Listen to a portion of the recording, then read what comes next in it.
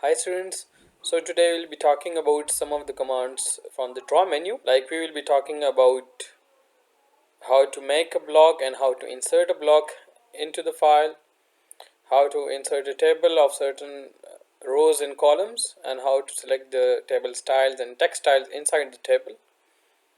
Similarly, how to draw different points and how to perform hatching as well. So let's get started. So the first command that we are going to look at is a block command. So we have to go to the draw menu, we have to click there, then we have to select the block and click on the make. So let's say we have drawn this object, and this object is quite often used within this file. So we would want to make a block out of this, and wherever we want we can place it or insert it as a block. Right, so a block is something that can be moved within the file, but that cannot be edited unless you explode it. What is explosion or exploding any object in the AutoCAD? So we'll discuss that in the modify commands. Right now, let me give the block a name. So for this we have to select the object. So we have to click on the objects. Now we have to select some objects. So let us select the objects with the help of green box or green selection box, and we have to click over here again. So here we can see the dotted lines which shows that all these objects inside the box were selected, and here we can see the number of items, like there were 11 objects. So now in order to proceed further we have to press enter. So enter, we are back to the same menu, and we have to specify the base point. So let us click on the base point, and let's say this corner is the base point for this block. And now we don't have to do anything. If you want to scale, or if you want to change the units, we can do that. So let us click on the OK, and now we can see this block editor. So we have to click on the close block editor, and we will be back to the model. So we have saved these objects as a single block. Now if you want to place this block, we have to copy paste it every time, and if you want to remove them, we have to select each item separately. So now if we click on these objects, we can see that now there are no longer single entities or separate entities. All the entities were selected by just one click. Right, so all these objects have converted to a block now, and if you want to insert other blocks or more blocks, we have to go to insert, and the first option you see is block. So if we click on the block, we can see that in this file the block is saved, and we have to click on OK, and now we can see that the block is on our cursor. So for example, we are placed over here. It is asking us to specify scale factor. If you want to increase the size by, if you want to double the size or triple the size, we can just give the value of 2 or 3 or more. So right now we want to use the same scale factor, and one has already been selected by default, so we have to just press enter. So we can see that a block has been inserted in this file. Right, so this way we can save a number of objects in the form of a block, and whenever we want to insert them as a block in this file, so we can do that by using the block option in the insert menu. Right, now there might be other objects as well, like in designing you might want to place a number of trees with a house or exterior design. So here we can see that there is a car design, a tree design, and we can see that they have been drawn. Now we would want to first convert them to a block, and then we will insert the blocks wherever we want. So here if we can see on the car, so let us make a block out of this. So click on the draw, click on the block, make, then give it a name of car. Select object, so we have select the whole car, right? Click again. Now we can see 89 found. 89 objects have been selected, and we have to press enter in order to proceed further. We have to select the pick point as well. So let us pick this center of the tire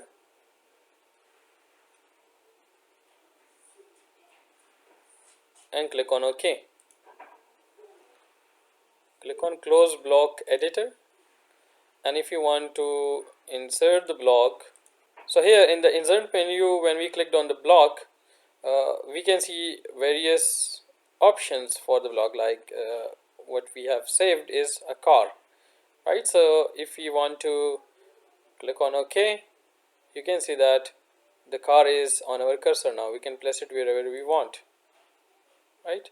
The scale, I want it to be the same one, or I can increase the size, I can double the size actually. So I have to press 2 and then enter, and you can see that this car size is twice that of the first one, right? And we can just move them. We can move the car from one place to another, but we cannot edit them. So a number of objects, they can be combined into a block, and then they can't be edited, so there won't be any need to check for errors once the object is finalized. So that's why we create blocks, so that we don't have to edit the file or the object again and again. Similarly, for this tree, if you want to place a number of trees, we would want to create a block out of this and then place that block wherever we want, right? So let's do that. Click on draw, click on block, click on make, click on select object, select all the objects. Some objects they are not selected, so let's select them again. Now we can see 164 total, and we have to press enter. Similarly, we have to select a pick point, so click on pick point. So let's select the end point of the stem as our pick point, and let's click. Right, so we have to name this like tree 1.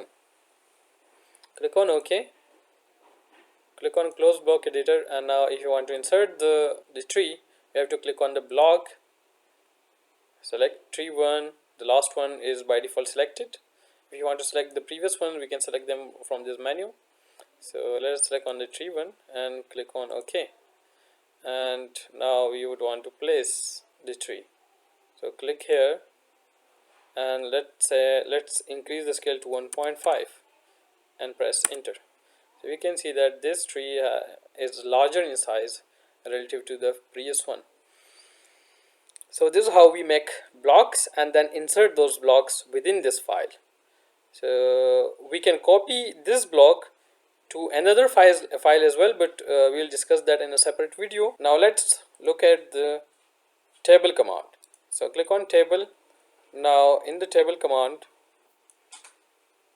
we can see that whenever we specify the columns and rows of the table, let it be 4 columns 4 rows, we can also give it some width as well. If you click over here, we can specify the columns, rows, and the column width and row width by ourselves. If we want to specify it by window, so click on specify window. The number of columns should be 4, number of rows should be 4, and we can see extra rows as well. Like here, we can see the title of the table and header of the columns as well. So if you want to make changes to this, we have to click on these 3 dots, table style dialog. Click here, click on modify. Now regarding the column heads, if you don't want that, we have to uncheck it. You can see the headers are gone. Similarly, if you want the title to be removed, so uncheck this as well. We can see that now the table will consist of the 4 rows and 4 columns only. Now regarding the data inside the table, we would want to increase the text height to, let's say, 5. If we want to change color, we can select that. If you want to fill color, we can do that. And let's not do anything else. Yes, we can select the text style as well. So click here, and if you want to select, for example, Times New Roman, so T, and then this option is Times New Roman. If you want to make the text in bold style, so we can select bold, or we can let it be regular and let the height be 5 as well. So apply, click on apply, click on close. Now we can see that the text style has changed, right? Now let's click on OK, click on close, and then the formatting has been performed and we would want to insert the table now. So click on OK. Now we can see that specify first corner is shown by the command line. So if we click over here, we can see that the cell width can be adjusted and the cell height can also be adjusted by placing the cursor at specified distance. So the cell's height and cell width will be equally distributed, and if we click over here, this is the table that we have inserted. Now right now we don't want to write anything inside it. Let's visualize it how it looks like. So we have to click on OK. This is the table, and if you want to write anything in the cell, we have to double click inside that cell. So for example, in the first cell, if you want to write anything in the first cell of the first column and first row, we have to double click there. So let me double click, and now we can write some text like AutoCAD. And if the size of the text is smaller, we can select the text and we can increase the size to, for example, 50. So we can increase the size 10 times, right? So click on OK, and now still we can see that this text style is quite smaller. So if you want to increase the text style, so let it be 500 and click on OK. So now this looks okay, although I have to capitalize this A. If you click on OK, the cell gets adjusted accordingly. So if I write over here like section B, then this text style is quite smaller. Again, I have to double click again for selection, or triple click for selection, and I'll increase the size to 500, or let it be 250. Click on OK, and now we can see the text appropriately. The same goes for this one. Let the size be 250.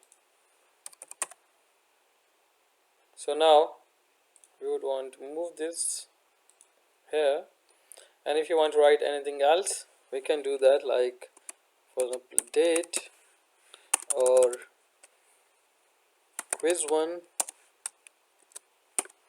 and because the size is quite smaller, as we selected from the table menu, it is 5 value, we have to change it to 250, and we don't have to press enter, we have to click on the OK icon here. We can write any text we want inside the cells, right? So that was all about the table command. Now the next command we are going to look at is point. So we can draw single point or multi-point, we can change even the style. So pointing is for referencing. Again, let's say if in this object we want to specify the midpoint of this line, which was omitted initially, there should have been a line here in the rectangle.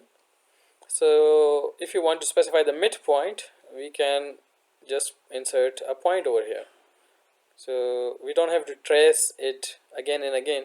So let us go to draw point and click on the single point, and let's trace it initially you know,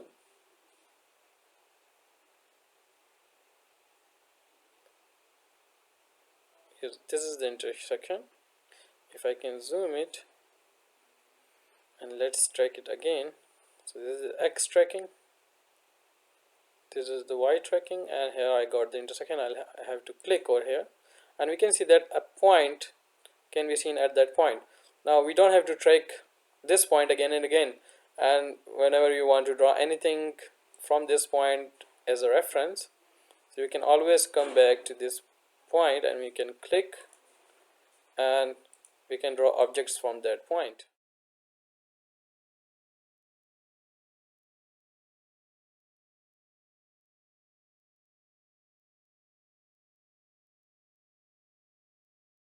Now if we want to delete this object, we have to select these objects with the help of green box and clicking, and you would want to press delete, and now we can see that the point is still there. So if you want to delete that point, we have to click again or select that point and then press delete. Similarly, for multi-points, so we can place multi-points. We will not go out of the command when we click anywhere. So for example, if I click at the center of this polygon, or actually pentagon, let's click on the intersection of these two vertices and click, then click again, so we can draw as many points we want. We will not get out of the command unless we press enter or escape. So we have to press escape in order to get out of the command. So let's press escape, and now we are out of the command. So if you want to select these points and delete them, we have selected them by the green box and then deleted them. Again delete, delete.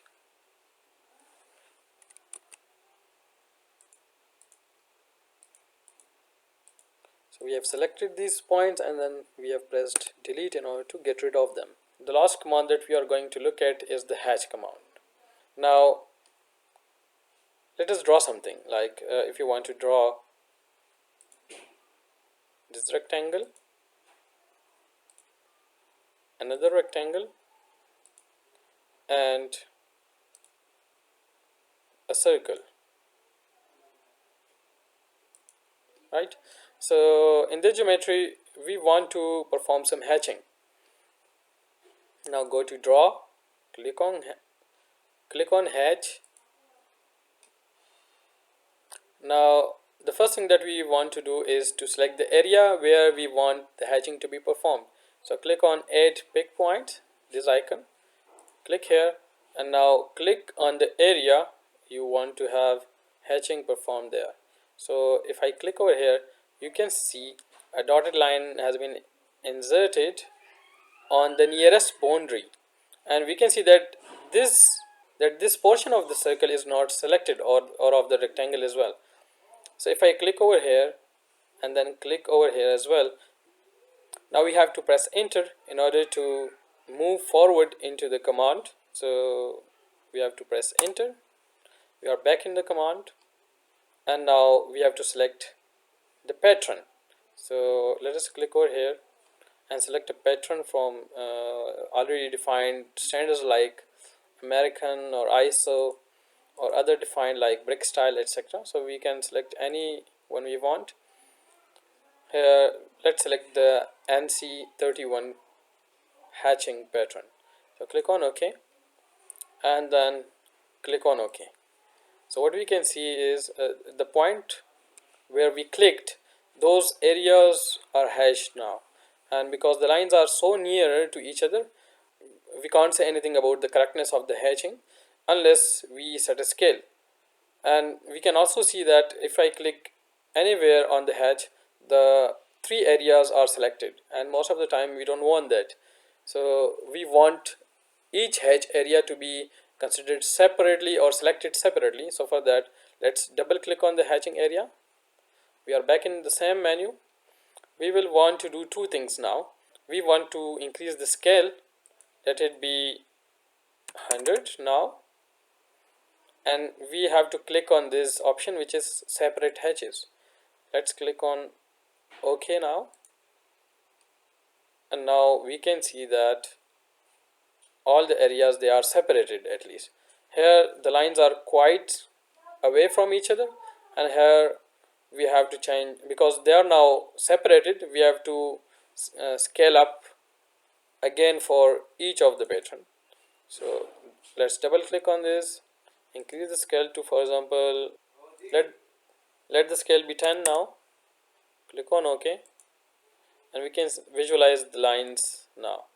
Similarly, the same goes for this one. Let's click on the scale, let it be 10, click on OK. Now if you want to change the pattern, we'll double click again. Let's change the pattern to be this one now.